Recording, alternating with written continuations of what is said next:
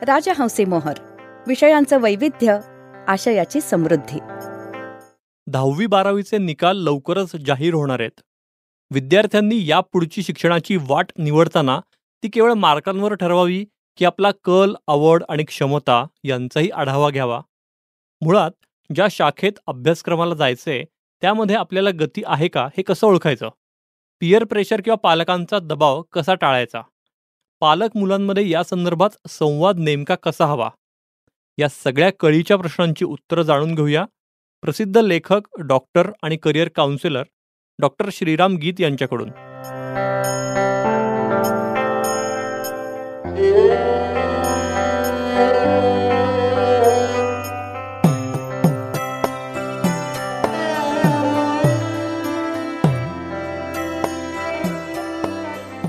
राजहंसी मोहोर पॉडकास्टमध्ये सगळ्या श्रोत्यांचं मी निरंजन मेढेकर मनापासून स्वागत करतो.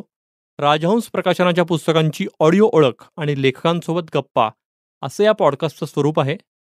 लोकसभा निवडणुका नुकत्याच पार पडल्यात, पण लोकसभा निकालांच्या आधी 10वी-12वीचे निकाल अपेक्षित आहेत. त्यामुळे या विशेष निमित्तानं आज प्रसिद्ध करिअर काउन्सिलर डॉक्टर श्रीराम गीत यांना आपण खास आमंत्रित केलंय. श्रीराम सर, राजहंसी मोहोर पॉडकास्टमध्ये तुमचं मनापासून स्वागत. धन्यवाद. राजहंसमध्ये मला बोलायला अभिमान आणि आनंद दोन्ही वाटतोय, कारण माझी सगळी पुस्तकं राजहंसपासून सुरुवात झाली आणि करिअरच्या संदर्भात तर त्याच्याचमुळे मी याच्यात ओढला गेलो. वा.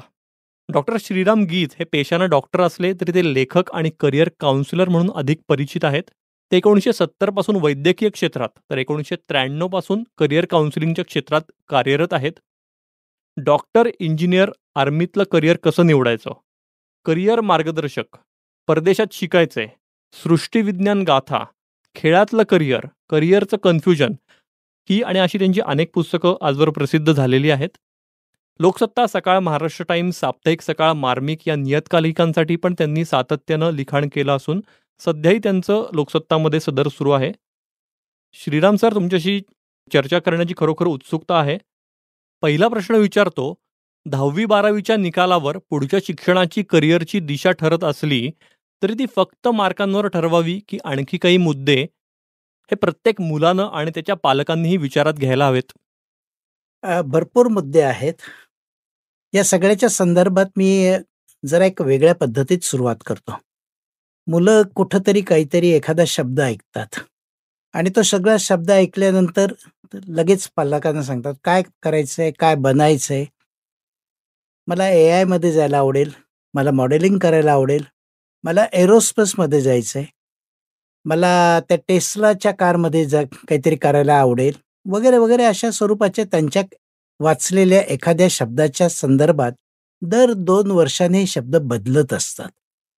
पालकांचा जर पहिलाच मुलगा असेल तर पालक भांबावून जातात. या शब्दाचा अर्थ लावायचा कसा, या शब्दातनं घडतं काय, तिथे पोचायचं कसं, याच्याबद्दल पालकांना माहीत नसतं. उदाहरणार्थ, एखादा मेकॅनिकल इंजिनियर अगदी CEO म्हणून जरी काम करत असला, वयाच्या 50च्या आसपास हल्ली CEO असतो. मुलगा जर म्हणायला लागला की मला रोबोटिक्समध्ये जायचंय, तर तो एकदम जरा गडबडतो की रोबोटिक्सचा रस्ता जातो कसा काय, सुरू होतो कसा काय. आणि त्याच वेळेला जर त्याची मुलगी म्हणली की नाही नाही मला इन्फ्लुएन्सर बनायचंय, तर तो आणखीनच भंजाळून जातो. माझा मुद्दा असा आहे की या सगळ्या शब्दांच्या संदर्भात पहिला माणूस शोधा. माणूस सापडला तर त्याच्याशी बोला. तो काय शिकलाय, काय करतोय, कसं काय चाललंय, त्याला यश मिळतंय की नाही, त्याची रोजीरोटी कशी चालली, याच्या सगळ्याच्या संदर्भात जरा किमान माहिती करून घ्या. काहीही केलं तरी 10वीच्या निकालावर अवलंबून न राहता आपल्याला पहिल्यांदा 12वी संपवायची, ती कशात संपवायची याचा एक दुसरा टप्पा विचारायचा सुरुवात करायचा. म्हणजे 12वी संपवताना आपल्याला जे करायचंय ते करण्याकरताचं पूरक काही करता येईल का, आणि पूरक करण्याकरता जर वेळ पाहिजे असेल, छंद जोपासायचा असेल, चित्रकला जोपासायची असेल किंवा एखादा वेगळीच करिअर करायची असेल, तर स्वाभाविकपणे सायन्स नावाच्या स्ट्रीमचा उपयोग होत नाही. तर सायन्समधनं काय मिळतं, कॉमर्समधनं काय मिळतं, आर्ट्समधनं काय मिळतं, याची किमान माहिती कोणाकडनंही मिळू शकते. आई-वडील त्याच्यातलं काहीतरी शिकूनच पुढे आलेले असतात. त्या गोंधळून न जाता सोप्या शब्दात त्यातली माणसं शोधणं ही पहिली सुरुवात असते. दुसरी सुरुवात क्षमता तपासून घेणं. क्षमता तपासून घ्यायच्या असतील तर मार्क बाजूला ठेवायचे. ॲप्टिट्यूड टेस्ट नावाचा एक प्रकार आहे. विविध पद्धती, विविध एजन्सीज ते करून देतात. त्याच्यातनं आपल्याला त्या क्षमतातनं इंटरेस्टही कळतो, क्षमताही कळतात आणि त्या दिशेने जायचं असेल तर स्वाभाविकपणे आपल्याला ज्या कमी आहेत त्या वाढवण्याकरता त्या टेस्टचा मदत होते.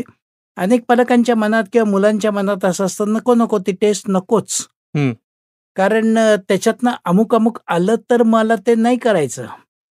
अशा स्वरूपाचा एक गंड मनात असतो. तसं नसतं. म्हणजे उदाहरणार्थ गणित कच्चं असेल, असं असेल तर मग बिनगणिताच्या करिअर्समध्ये जाणं सहज शक्य आहे. त्याला काही हरकत नाहीये.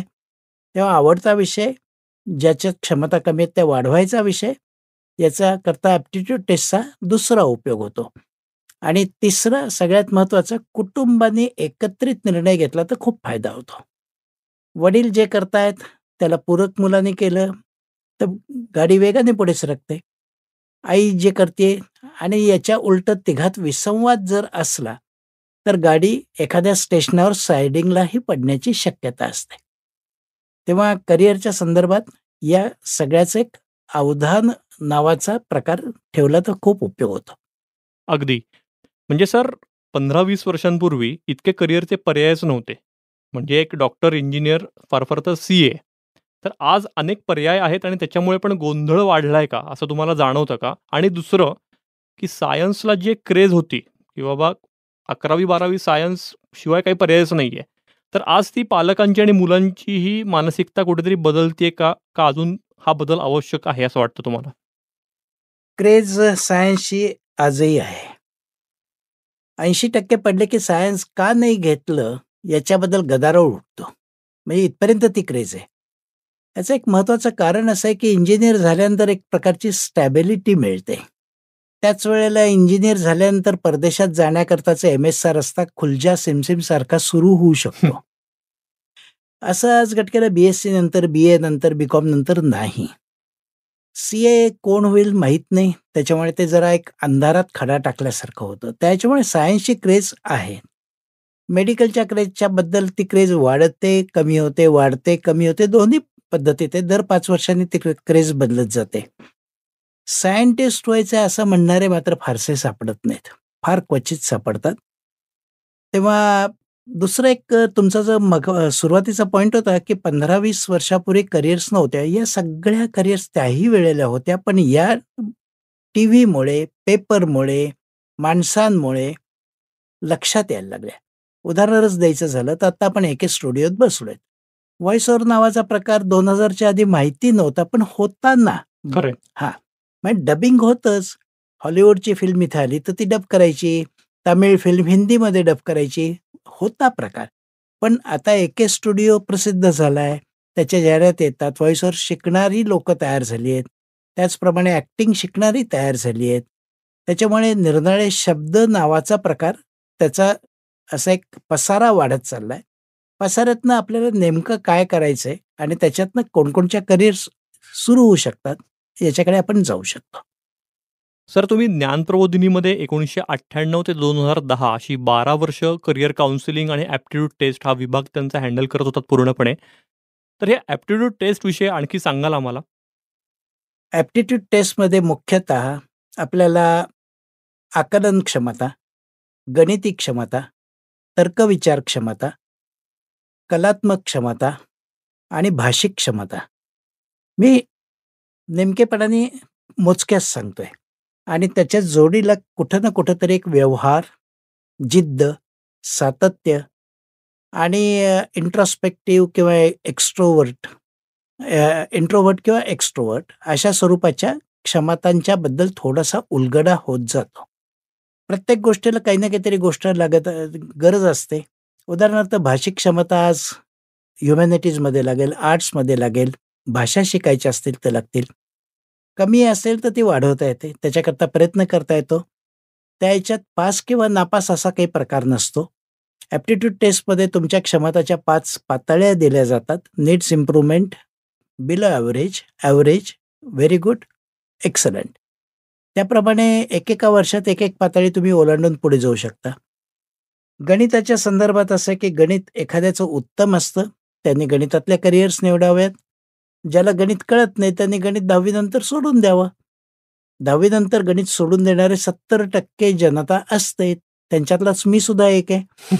तेव्हा गणित सोडलं तर काही बिघडतं असं नाही, पण पूरक म्हणून ते अनेक ठिकाणी उपयोगी पडतं. तेव्हा या क्षमतांचा वापर पूरक म्हणून नक्की करून घ्यावा आणि त्याचा फायदा 100% होतो. एक छोटं उदाहरण देतो. 90% पुढे सी-बी-एस-सीचा निकाल लागला. त्याच्यातनं 2,47,000 90% पुढची मुलं आहेत. बापरे! बरं. हां, हं. आता नुकता 2 दिवसापूर्वी हो, लागला. हो. स्टेट बोर्डाचा अजून लागायचं लागायचा आहे. आहे. बरोबर. आय-सी-एस-सीचा लागला त्याच्यात जवळ-जवळ 70,000 मुलं 90% पुढची आहेत. हं. आणि 95% पुढे 47,000 आहेत हो सी-बी-एस-सीची. हं. आता एखादा मुलगा जर मला असं म्हणला, की मला जे-ई-ची परीक्षा द्यायची आणि आय-आय-टीला पोचायचं आहे किंवा नीटची परीक्षा द्यायची आणि सरकारी मेडिकलमध्ये पोचायचं आहे. मी सरकारी मेडिकल असा शब्द वापरतो थोडक्यात 1 हो. कोटी खर्चून नाही. हं.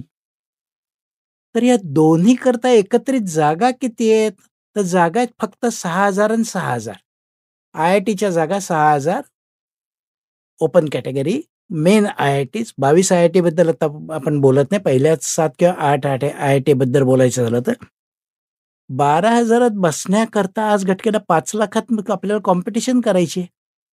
मग क्षमता तुझ्या त्या लेव्हलच्या आहेत का? इथेच ती सुरुवात होते.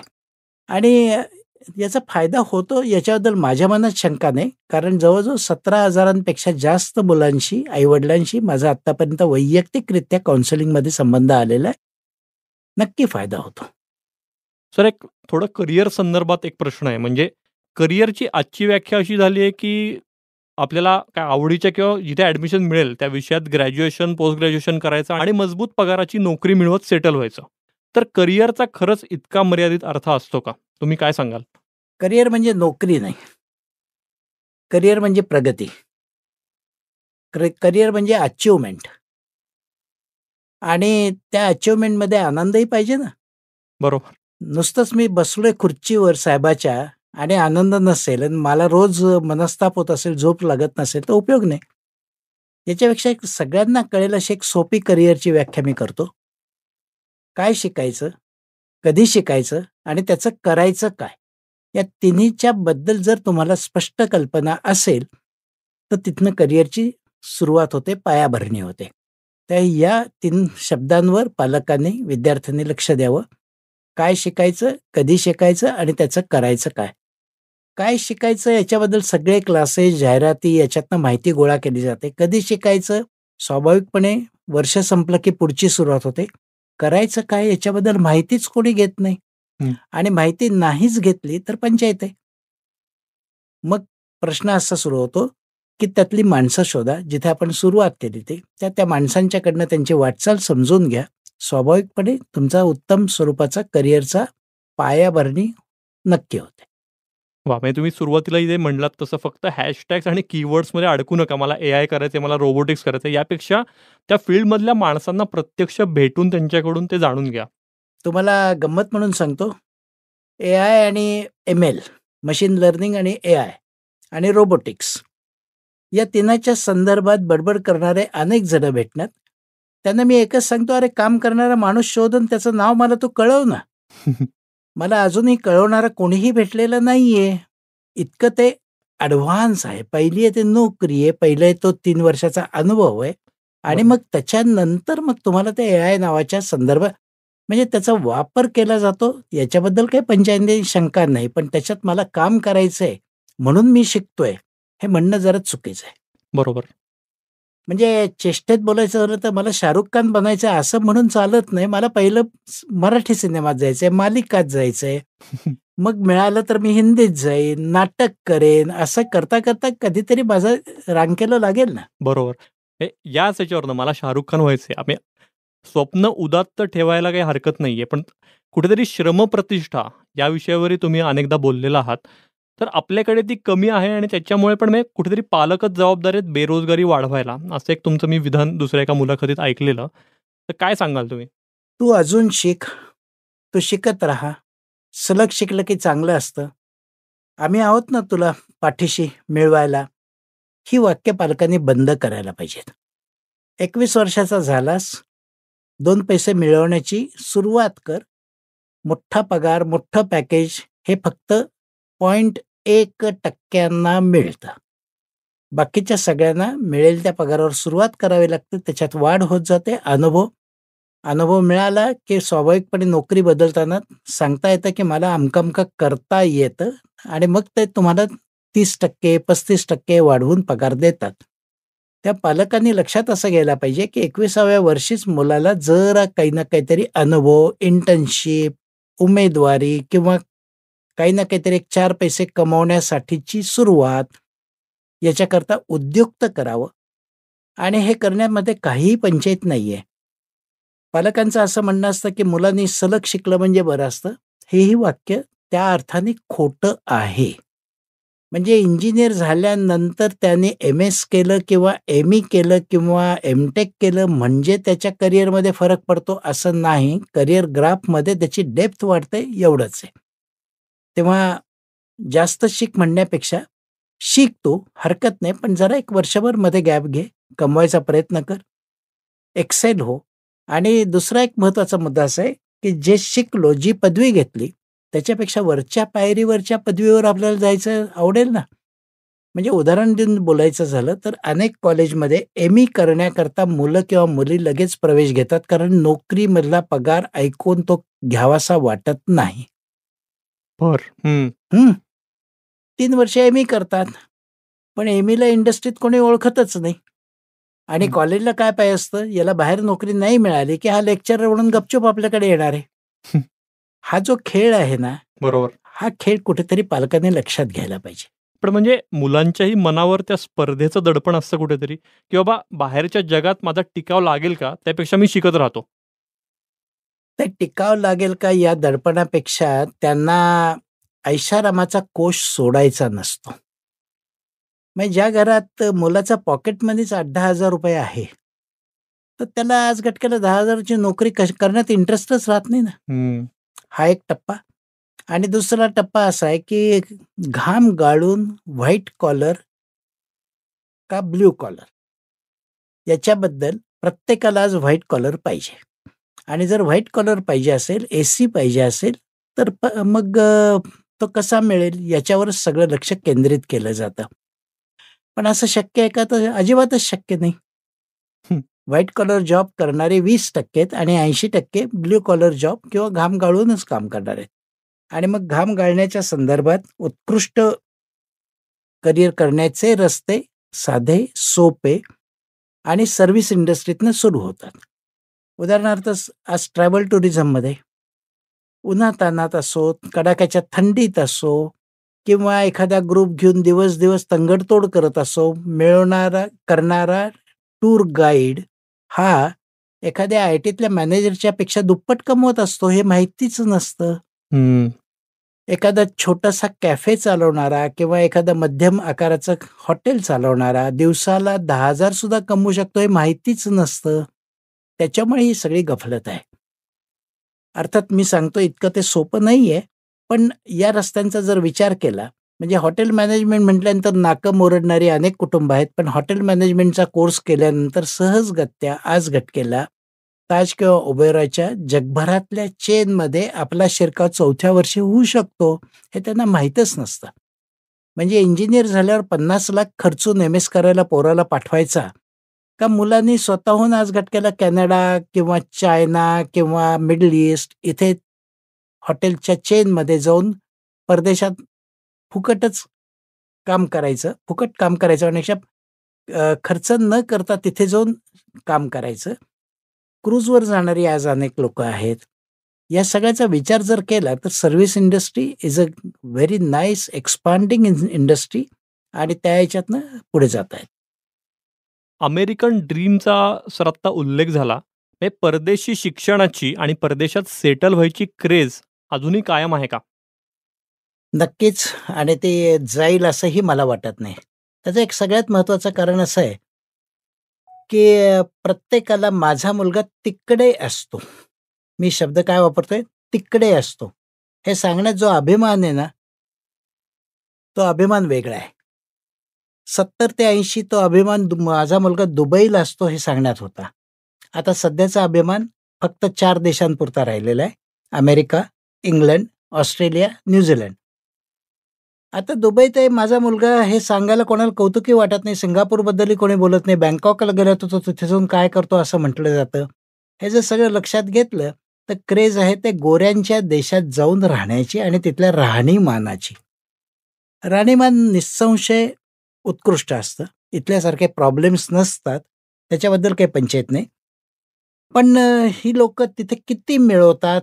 पहिले 5 वर्ष त्यांचा स्ट्रगल काय असतो? त्यांना कोणत्या स्वरूपाची कामं करायला लागतात?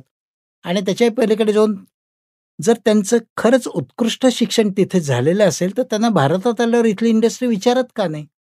या प्रश्नांची उत्तरं शोधायला कोणी जात नाही. उदाहरणार्थ इंग्लंडमधला एखादा 1 वर्षाचं मास्टर्स, 1 वर्षाचं मास्टर्स जगाच्या पाठीवर कुठेही नाही, फक्त इंग्लंड, आयर्लंडमध्ये. 1 वर्षाचं MBA, 1 वर्षाचं MSc, 1 वर्षाचं MA आणि ते करून परत आल्यानंतर इथेही कोणी विचारत नाही आणि तिथे राहू देत नाहीत. पण या 2 देशांची इथल्या 5 स्टार हॉटेल्समध्ये येऊन दुकानं लागतात. मी त्याला दुकानं हाच शब्द वापरतो.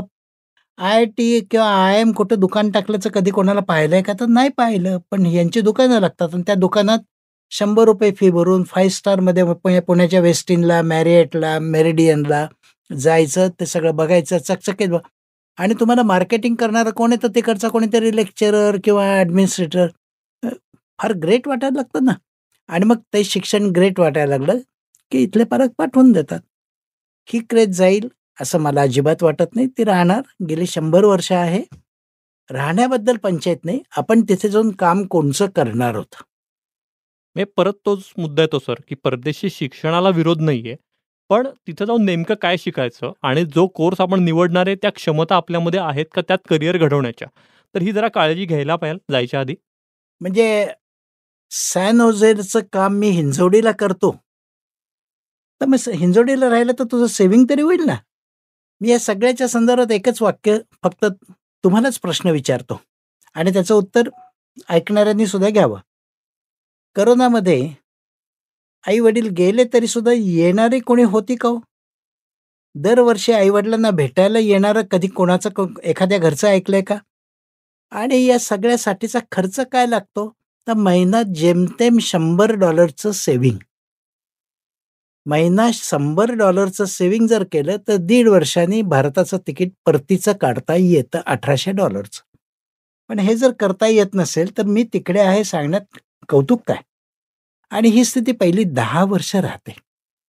ग्रीन कार्ड, त्याच्यानंतर अमेरिकन सिटिझनशिप वगैरे तर फारच आता डिस्टन्स झालंय. शेवटचं मी ऐकलं त्या 28 वर्षानंतर ग्रीन कार्ड मिळेल असं मला तिकडच्या मित्रांनी सांगितलं. सिटिझनशिपचं बद्दल मी आता बोलतच नाही. बरं. ओके. हं. ऑस्ट्रेलियामध्ये निमंत्रण आहे. कॅनडामध्ये निमंत्रण आहे. कारण तिथे दरवर्षी 1,00,000 लोकं कामाला त्यांना पाहिजे असतात. दरवर्षी नवीन 1,00,000 लोकं ते निमंत्रित करतात. वेगवेगळ्या इंडस्ट्रीतली करतात आणि ती सगळी गेली, की ते छानपैकी तिथे स्थिरावतात. तिथे पर्मनंट रेसिडेन्सी नावाचा पटकन एक लायसन्स मिळतं. ते मिळालं तरी पुरतं. बरोबर. हं. सर मुलांमध्ये शैक्षणिक कौशल्यांसोबतच व्यवहार ज्ञान किंवा नेटवर्किंग, कम्युनिकेशन अशी सॉफ्ट स्किल्स विकसित व्हावीत, यासाठी शालेय स्तरापासूनच नेमकं काय करायला हवं? मुलं ऐकत नाहीत. मुलं लक्ष देत नाहीत. मुलांना राग येतो. अशा पॅम्परिंगमधनं बाहेर यायचं. जा भाजी घेऊन ये. छोटी-छोटी कामं सांगा. बकोट धरून घेऊन जा. त्याच वेळेला एखाद्या नातेवाईकाकडे मुद्दामून पाठवा. नातेवाईक नसेल तर मित्राकडे पाठवा. मुलं ज्या वेळेला म्हणतात, की मला स्लीप ओव्हरला मित्राकडे जायचंय, त्यावेळेला वाद होतात. विशेषतः वयात आलेल्या मुलींच्या संदर्भात. पण मुलींना स्वतःहून तुम्ही कोणाकडे पाठवता का? मुलांना पाठवता का? याला जर सुरुवात केली तर खूप फायदा होऊ शकतो. BComच्या शेवटच्या वर्षाला असलेल्या मुलाला मी कांद्याचा भाव विचारला, दुधाचा भाव विचारला किंवा साखर कशी मिळते विचारलं, तर त्याला उत्तर देता येत नाही. याला पालक जबाबदार आहेत. आणि पालकांची जबाबदारी अशी आहे, की ते जे काही करतात त्याच्यात इन्व्हॉल्व करून घ्या ना. समजा मॉलमध्ये गेला तर तू काय खरेदी केली, त्याची बेरीज वजाबाकी बाकीच्या गोष्टी याच्यापेक्षा ती मिळते केवढ्याला, ती किंमत वाचलीस का? आणि प्रत्येक पदार्थावर आज घटकेला अगदी बारकाईने दिले असतं की 1 ग्रॅमची किंमत काय, 1 ग्रॅममध्ये कॅलरीज किती, त्याच्यातले इन्ग्रेडियंट्स कोणचे, याच्याशी काही संबंध आहे. मला आवडतं म्हणून मी आणलं आणि मी ते खाल्लं आणि संपलं. याच्याऐवजी ही कौशल्य वाढवायला शिकायला हरकत नाही. संवाद कौशल्य डेफिनेटली वाढवायला पाहिजेत. वाचन कौशल्य वाढवायला पाहिजेत. वाचन कौशल्याच्या संदर्भात असं आहे की पुस्तक अभ्यासाचं असेल, पेपर असेल, मोठ्यांदा वाचून दाखवा. भाषा शुद्ध होते, उच्चार शुद्ध होतात आणि कोणत्या आवाजात बोलायचं. म्हणजे खोल आवाजात जाऊन इंटरव्ह्यूला उत्तर दिलं तर कधीच तुमचं सिलेक्शन होऊ शकत नाही. त्याच वेळेला नजरेला नजर, डोळ्यात डोळा घालून बोलायचं नसतं, पण कधीतरी डोळ्याशी संवाद तर पाहिजे ना. या सगळ्या गोष्टींना सुरुवात करायला पाहिजे आणि ही पालक करत नाहीत. ते शालेय वयापासून म्हणजे 8वी-9वी पासून सुरुवात करायला पाहिजे असं माझं मत आहे. ते मी सांगतो, लिहितो. पालक म्हणतात मुलं ऐकत नाहीत, त्याच्यावर माझ्याकडे उत्तर नाही. म्हणजे पालकांनी कुठेतरी ठराविक बाबा अभ्यास झाला का, झोप झाली का किंवा काय हे ठराविक प्रश्न सोडून संवाद कुठेतरी प्रस्थापित हा करायला पाहिजे आणि मुलांमधलं कुतूहल कसं वाढवता येईल किंवा जागवता येईल हे बघितलं पाहिजे. कुतूहल वाढवण्याकरता पालक असंख्य गोष्टी करू शकतात, पण पालक करत नाही. आत्ता नुकतं गेल्याच आठवड्यात मी 3 मुलांना विचारलं, "दुपारी जेवलास काय?" "भाजी, पोळी, आमटी, भात." एकाने फक्त ॲड केला आंबा. आंबा कोणचा होता माहीत नाही. म्हणजे हापूस होता का पायरी होता, रस कशाचा काढतात त्याचा त्याला कसलाही गंधही नाही. भाजी कशाची होती आठवत नाही. अरे जेवणाबद्दल बोलताना सगळीच माणसं भारतातली भाजी-पोळी, आमटी-भात एवढंच जेवतात. पण तू आज तुझ्या घरी तुझ्या आईने काय केलं होतं हे ज्या मिनिटाला सांगशील तेव्हा तो संवाद सुरू झाला. आणि मग त्या संवादाला आईने त्याला सामील करून घ्यायला पाहिजे ना, की वांग्याची भाजी केली त्यात कांदा घालायचा का नाही? बटाटा घातला तर काय होतं? कांदा कोणाला आवडत नाही. मसाला कोणचा असतो? गोडा असतो का आणखी असतो? मग तुला चिकन आवडत असेल त्याचा मसाला कसा असतो? त्याला काय म्हणतात? वगैरे, वगैरे हे साधे आईनी संवाद केले तरी हरकत नाही. आणि समजा घरात बनवत नसेल आई, Zomatoवरून मागवत असेल, हरकत नाही ना. Zomatoची संपूर्ण लिस्ट बघितली, मेनू कार्ड बघितलं, तर ते बघत असताना त्या पदार्थातले इन्ग्रेडियंट्स जर त्या मुलांनी समजून घ्यायला सुरुवात केली तरी हरकत नाही. कारण आता कित्येक ठिकाणी असं आहे की आम्ही हल्ली हे पदार्थ घरी बनवतच नाही. काहीतरी एक स्पेशल डिश ऑर्डर करतो. शनिवार रविवारी ते घरी जेवणं पुण्यात पापच समजलं जातं. वगैरे, वगैरे ज्या काही सगळ्या गोष्टी आहेत, तेव्हा या सगळ्याच्या संदर्भात संवाद हा छोट्या-छोट्या गोष्टीतनं सुरू व्हायला हरकत नसते. वाह! सर आपण एआय, मशीन लर्निंग यांचा उल्लेख आलेला आहे ह्याच्या आधी आणि हे तंत्रज्ञान वेगानं काय म्हणून मोठं होत आहे आणि ह्याच्यामुळे जगही कुठेतरी बदलते किंवा पुढच्या 3-5 वर्षात अजून खूप बदल दिसून येतील असं दिसतंय. तर या स्पर्धेच्या युगात टिकून राहण्यासाठी 10वी-12वीला जी आत्ता मुलं आहेत, तर त्यांनी आत्तापासून काय बुवा तयारी किंवा काय केलं पाहिजे? पालकांना पटणार नाही, मुलांना पटणार नाही, तुम्हालाही विश्वास बसणार नाही असं मी आता बोलणार आहे. त्याआधी गणित सुधारायला पाहिजे. बरं. व्यावहारिक गणित सुधारायला पाहिजे आणि तर्कविचार बुद्धी ज्याला रिझनिंग एबिलिटी किंवा लॉजिक म्हणतो ते उत्तम पाहिजे. संपूर्णपणे आय-टी इंडस्ट्रीचा फक्त 2च शब्दाचा बेस आहे. Logic and algorithm. या 2 गोष्टी कच्च्या असतील तर कोणताही माणूस आय-टी इंडस्ट्रीत 5वं वर्ष काढू शकत नाही. मुद्दा लक्षात आला? हो. याच्या उलटं झालंय काय? पहिलीपासून शाळेत कॉम्प्युटर शिकवला. 7वी पासून आम्ही ते व्हाईट हॅट वगैरे, वगैरे काहीतरी कोर्सेस आहेत ते सुरू केले. आमचा 9वीचा मुलगा ना कोडिंग करतो. अरे इतकं सगळं जर आहे, तर मग आय-टी कंपनीत बी-टेक झाल्यानंतर, बी-टेक कॉम्प्युटर सायन्स झाल्यानंतर त्याला 7 महिन्याचं कोडिंगचं ट्रेनिंग का द्यावं लागतं? गेल्या-गेल्या तो एकदम विमान का नाही उडवायला लागत?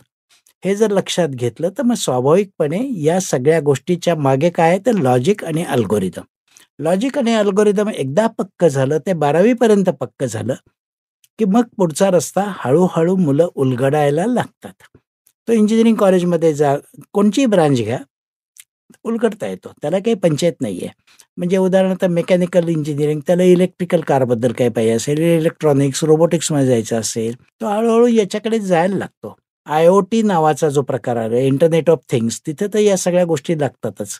मी तुम्हाला एक प्रश्न विचारतो, एवढं जर असतं तर कुठल्यातरी सिलेबसमध्ये IITच्या एंट्रन्समध्ये सुद्धा काय विषय तो PCMच आहे ना. त्याच्यात कॉम्प्युटर घातलंय का? खरंय. कोडिंग घातलंय का? नाही. मग फिजिक्स, केमिस्ट्री, मॅथमॅटिक्स. मग याचा अर्थ काय? फिजिक्समधनं आज गटकरी संपूर्णपणे बेस कळला, लॉजिक कळलं, जगाचे व्यवहार कसे झाले ते कळले आणि मॅथमॅटिक्स तर लागतंच. तेव्हा PCMवर भर आणि मग जाता जाता खेळायचं म्हणून काय? तुला काय करायचं ते कर, पण त्याच्यात वेळ घालवू नको. शेवटी PCMचे मार्क हे JEEमध्ये लागणार आहेत, CETत लागणार आहेत आणि त्याच्यातनंच नीटचीही ॲडमिशन तुझी होणार आहे. हे लक्षात घ्यायला पाहिजे. AI, इंडस्ट्री 4 या सगळ्याचा संबंध पहिली नोकरी लागल्यानंतर 4थ्या वर्षी नोकरी बदलताना सुरुवात होते. बरं.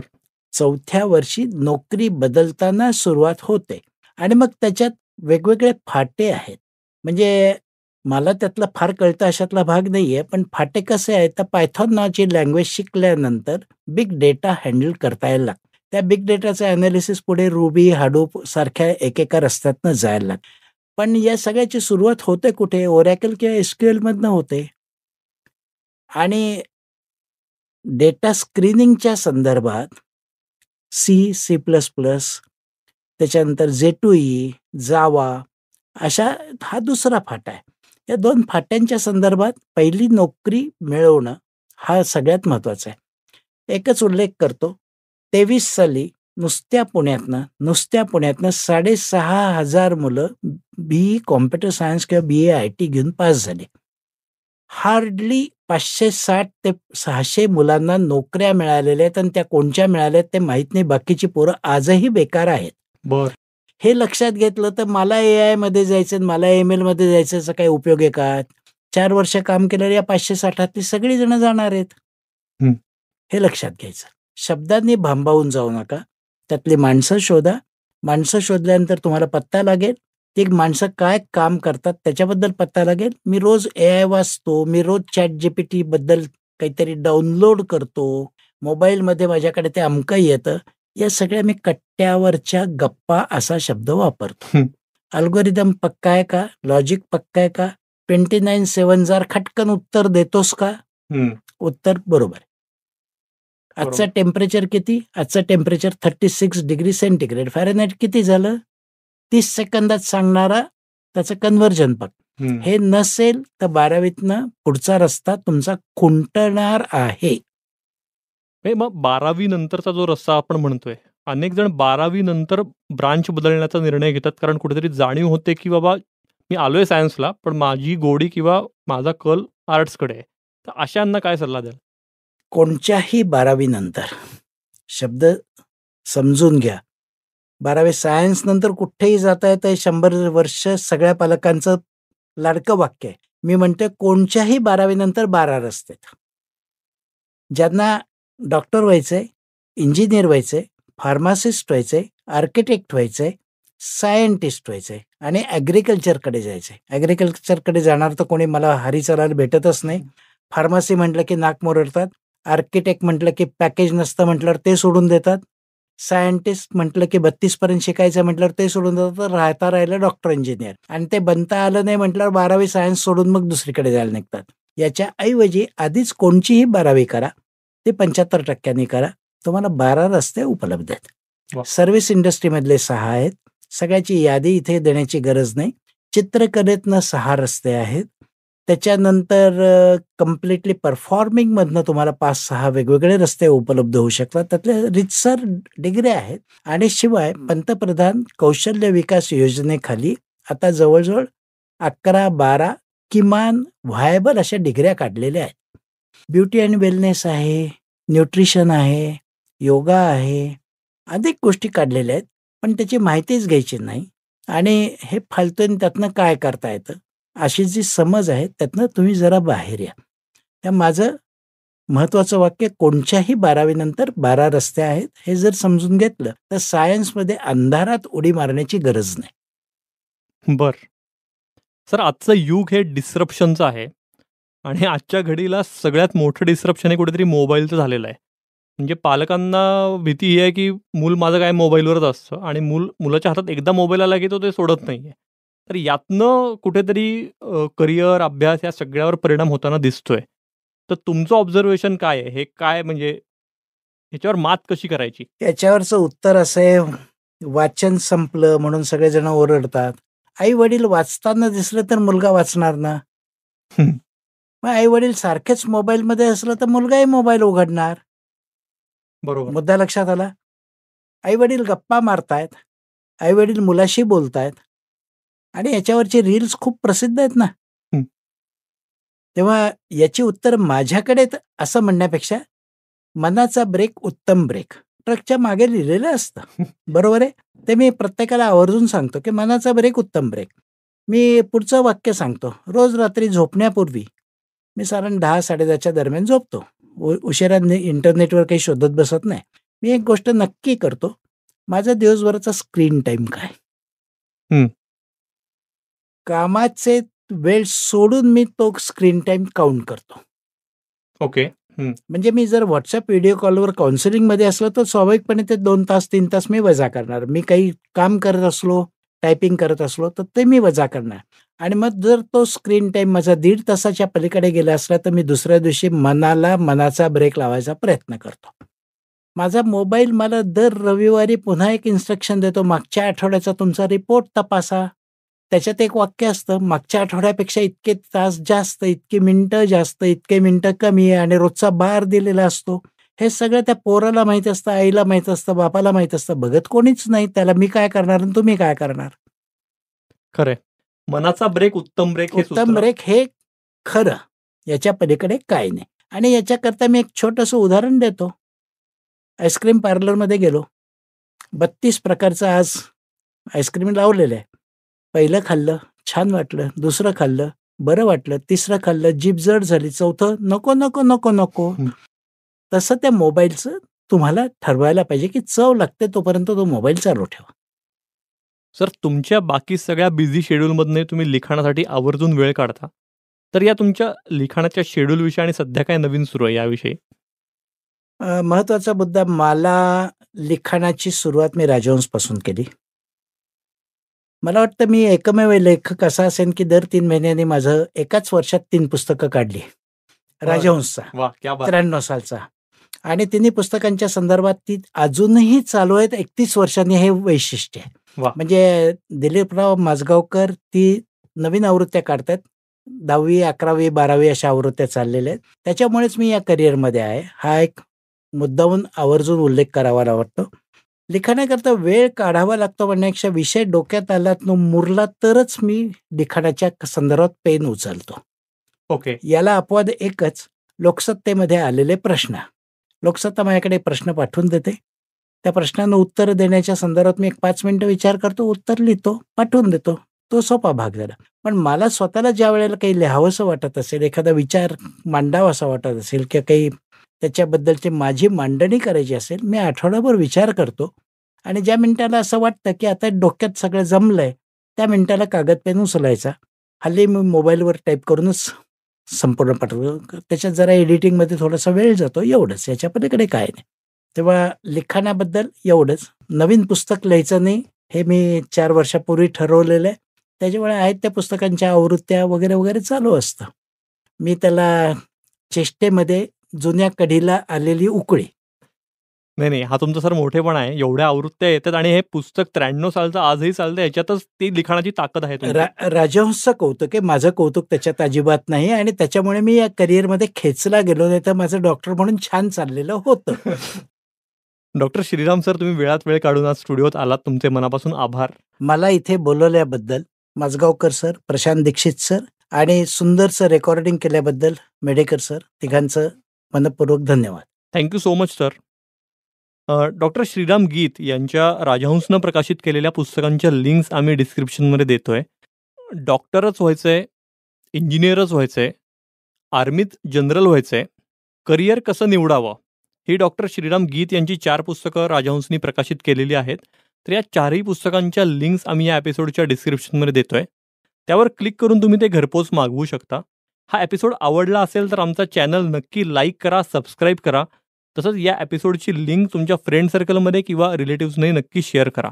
राजहंसी मोहोर हा पॉडकास्ट स्पॉटिफाय, ॲपल पॉडकास्ट, गाना, ॲमेझॉन म्युझिक, जिओ सावन अशा लीडिंग प्लॅटफॉर्म्ससह राजहंस प्रकाशनाच्या यूट्यूब चॅनलवरही ऐकण्यासाठी मोफत उपलब्ध आहे. राजहंसी मोहोर ही राजहंस प्रकाशनाची निर्मिती असून साऊंड्स ग्रेडची 2024ची प्रस्तुती आहे.